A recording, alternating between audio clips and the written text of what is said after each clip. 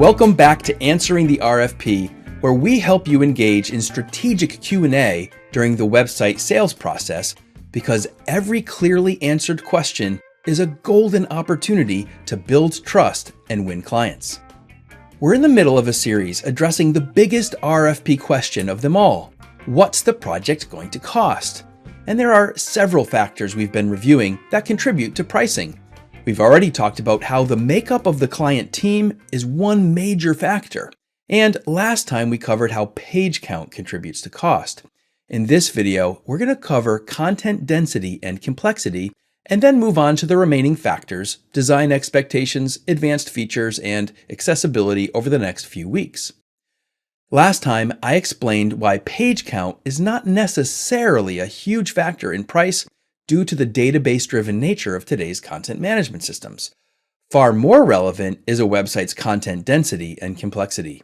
You see, not all web pages are created equal. Some blog posts, for example, contain short, simple blocks of text with an image or two, but on the other hand, some pages, like on a credit union's website, might contain lengthy, detailed charts and tables.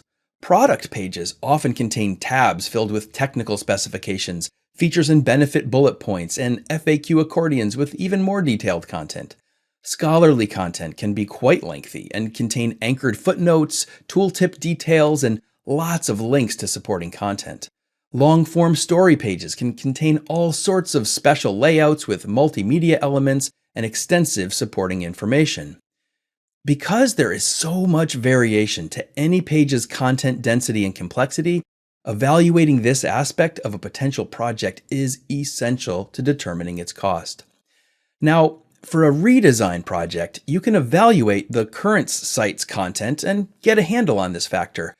Of course, you shouldn't assume the new website will contain all the existing content, since clients often want to condense and consolidate in a redesign.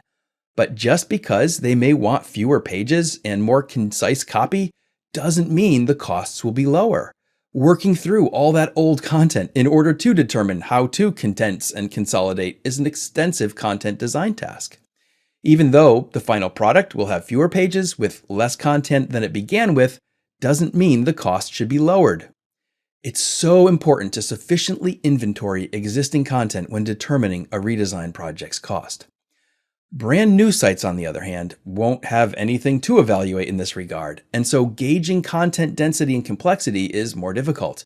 But you can show examples of pages with simple content and contrast them with some containing more complex content, and then ask the prospect to ballpark where they think they will fall on the content density and complexity spectrum.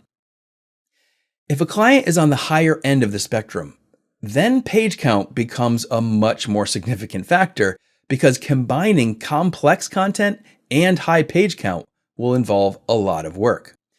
So if there is complex content and high page count, you'll want to break things down into more discrete categories.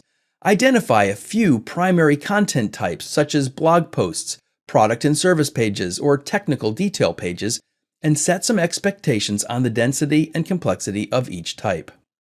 The combo of page count and density and complexity significantly impacts a project's cost, and so you need to do your homework and ask enough questions.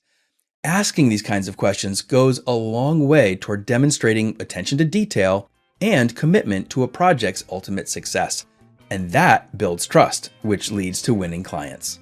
Next time, we'll consider a client's visual design expectations for their site, and that spectrum, like content density and complexity, can have a significant impact on pricing. So, until next time, be clear, build trust, win clients.